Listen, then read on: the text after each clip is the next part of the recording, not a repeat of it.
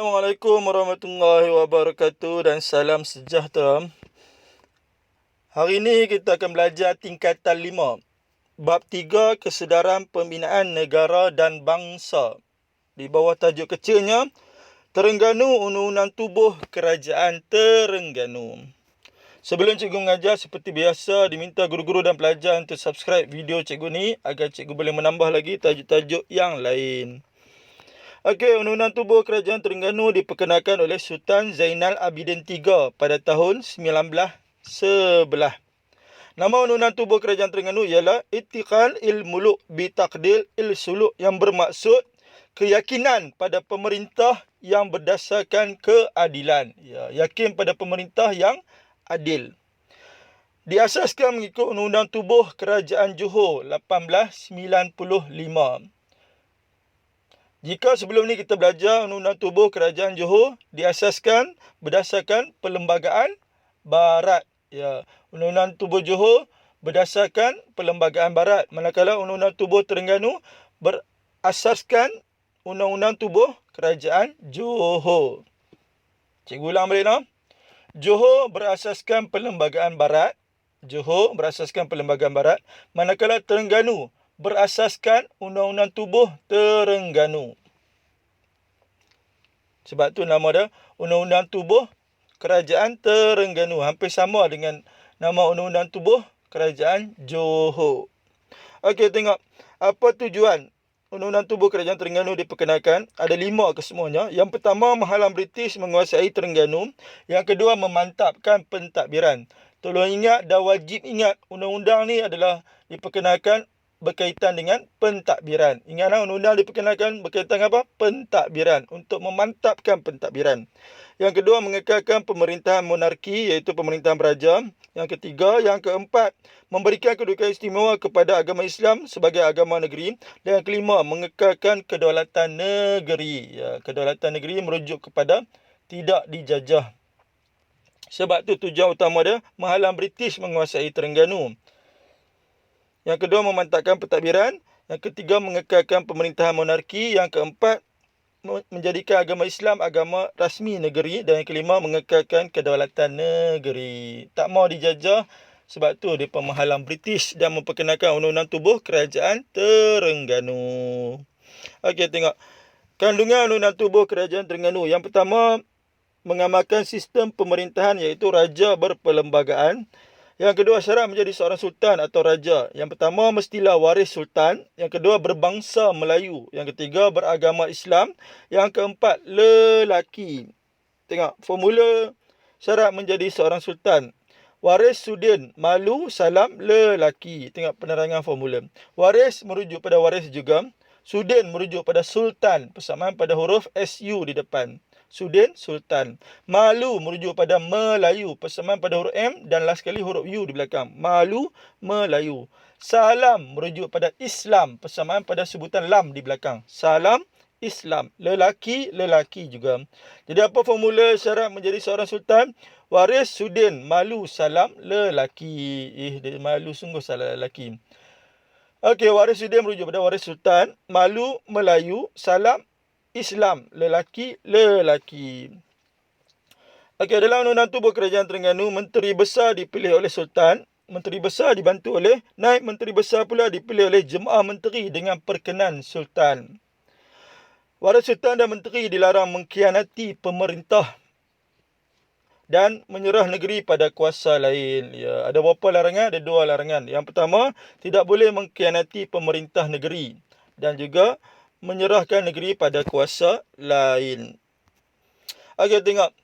Dalam Undang-Undang Tubuh Kerajaan Terengganu, Sultan dibantu oleh 2 pihak. Yang pertama, Majlis Mesyuarat Kerajaan. Dan yang kedua, Jemaah Menteri.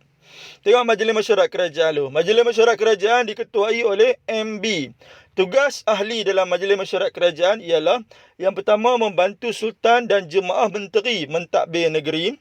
Yang kedua, menggubal undang-undang atau peraturan negeri. Yang ketiga, jalin hubungan persahabatan dengan negara lain. Dan yang keempat, kebajikan rakyat dan keamanan negeri dijaga. Selain jaga kebajikan rakyat, negeri, jaga keamanan negeri juga. Okey, tengok apa formula untuk tugas ahli Majlis Mesyuarat Kerajaan. Tapir gebu, jalin hubungan ke. Ya, tapir tu adalah gebu. Jalin hubungan, ada jalin hubungan ke? Tengok pedangan formula. Tapir merujuk pada mentakbir. Mentakbir berasal daripada perkataan takbir. Takbir diubah menjadi perkataan tapir. Persamaan pada huruf TA dengan IR di belakang. Takbir, tapir. Gebu merujuk pada menggubal. Menggubal berasal daripada perkataan gubal. Gubal menjadi gebu. Persamaan pada huruf G di depan. Gubal, gebu. Jalin menjadi jalin juga. Hubungan menjadi hubungan juga. Ke merujuk pada kebajikan. Persamaan pada sebutan pertamanya ke. Kebajikan. Jadi formula untuk tugas ahli Majlis Mesyuarat Kerajaan. Tapir gebu, jalin hubungan ke. Tapir itu apa? Mentadbir negeri untuk membantu Sultan dan Jemaah Menteri. Gebu menggubah undang-undang atau peraturan negeri. Jalin hubungan merujuk pada menjalin hubungan persahabatan dengan negeri lain. Ke merujuk pada kebajikan rakyat dan keamanan negeri dijaga. Jadi apa formula tugas ahli Majlis Mesyuarat Kerajaan? Tapir gebu, jalin hubungan ke. Agar tengok Jemaah Menteri pula. Syarat-syarat untuk menjadi menteri. Yang pertama, rakyat Terengganu. Rakyat negeri lain boleh tak? Tak boleh, sebab ni cerita undang-undang tubuh Terengganu. Rakyat Terengganu sahaja. Yang kedua, berbangsa Melayu. Yang ketiga, beragama Islam. Dan yang keempat, taat pada Sultan. Jadi formula untuk syarat menjadi menteri. Rahmah, malu, salam, tangan sudin. Kalau syarat jadi Sultan tadi, waris sudin, malu, salam, lelaki. Ya, dia malu, salam, lelaki. Bermaksud, waris sudin tu suka salam salam perempuan. Dalam ramai perempuan tu ada seorang perempuan. Malu, salam, tangan, sudin. Jadi, rahmah, malu, salam, tangan, sudin. Tengok pedangan formula. Rahmah merujuk pada rakyat. Tengok dalam pedangan tu, rahmah bukannya rahmah lah. Rahmah merujuk pada rakyat. Persamaan rahmah dengan rakyat, RA di depan. Malu merujuk pada Melayu. Salam merujuk pada Islam. Tangan merujuk pada taat. Persamaan pada huruf TA di depan. Sudin merujuk pada Sultan. Jadi, rahmah, malu, salam, tangan, sudin. Cikgu ulang balik. Rahmah tu adalah rakyat. Malu adalah Melayu. Salam, Islam.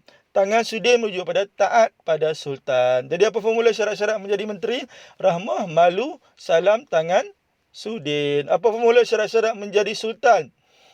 Waris Sultan, malu, salam, lelaki. Ya. Dia kesinambungan tu formula. Kalau syarat jadi Sultan tadi, waris Sultan, malu, salam, lelaki. Ya. Waris sudin, malu, salam, lelaki. Waris sudin lah. Bermaksud waris sudin ni suka salam dengan siapa? Salam dengan perempuan. Dalam ramai perempuan tu, siapa yang tak mahu salam dengan waris sudin ni? Rahmah. Jadi apa formula syarat jadi menteri? Rahmah, malu, salam, tangan, sudin. Okey. Kita lihat analisis kekerapan bab 3 untuk kertas 2 daripada 2010 sampai 2019. Yang warna merah tu SPM sebenar, yang warna kuning tu SPM ulangan. Tengok SPM sebenarnya yang warna merah. 2010 naik, 11 tak naik, 12 tak naik, 13 naik, 14 tak naik, 15 tak naik, 16 naik, 17 naik, 18 tak naik, 19 naik, 2020 berkemungkinan akan naik. Tengok SPM ulangan. 14 ulangan tak naik, 15 ulangan naik, 16 ulangan tak naik, 17 ulangan naik, 18 ulangan naik, 19 ulangan tak naik, 2020 berkemungkinan juga akan naik untuk SPM ulangan. Yang ambil SPM sebenar pada tahun 2020 ni, tolong tengok yang warna merah tu. Cikgu ulang balik dia punya trend lah. Naik, tak naik, tak naik, naik, tak naik, tak naik, naik, naik, tak naik, naik. 2020 berkemungkinan akan naik. Tolong bagi perhatian untuk bab 3 ni. Okey, tengok analisis kekerapan tajuk untuk kertas 2 daripada 2010 sampai 2019. Dia dapati tajuk yang kita belajar tadi, Undang-Undang Tubuh Terengganu, belum pernah naik lagi daripada 2010 sampai 2019. Termasuk SPM ulangan pun belum pernah naik lagi. Jadi tolong bagi perhatian yang sangat-sangat untuk tajuk Undang-Undang Tubuh Terengganu. Okey, tengok contoh soalan. Ini soalan esei markahnya 488. Okey, kita tengok satu persatu dulu. Soalan A ditanya, mengapakah baginda memperkenalkan undang-undang tersebut? Ya, soalan A ni apa kehendak dah? mengapakah merujuk pada sebab-sebab. Kehendak kedua, sebab baginda memperkenalkan undang-undang tubuh Terengganu. Okey, dia punya seperti biasa soalan isi ada pembukanya. Wajib buat pembuka. Apa pembukanya? Sebab baginda memperkenalkan undang tubuh kerajaan Terengganu ialah yang pertama, menghalang British menguasai Terengganu. Ada 5 sebab semua tadi. Titik. Lepas titik, penanda wacana cikgu ajak guna number, iaitu kedua, memantapkan pentadbiran negeri Terengganu, titik. Lepas kedua, ketiga, mengekalkan pemerintahan monarki, titik. Lepas ketiga, keempat, memberikan kedudukan istimewa kepada agama Islam sebagai agama negeri. Ada lagi tak? Ya, ada satu lagi. Lepas keempat, kelima, mengekalkan kedaulatan negeri, pandainya. Okey, tengok soalan B. Jelaskan perubahan-perubahan yang berlaku dalam sistem pentadbiran dan pemerintahan negeri Terengganu setelah undang-undang tubuh kerajaan Terengganu diperkenalkan. Apa kehendak soalan? Perubahan-perubahan dalam pentadbiran dan pemerintahan. Okey, seperti biasa soalan esei ini wajib ada apa? Ada pembuka.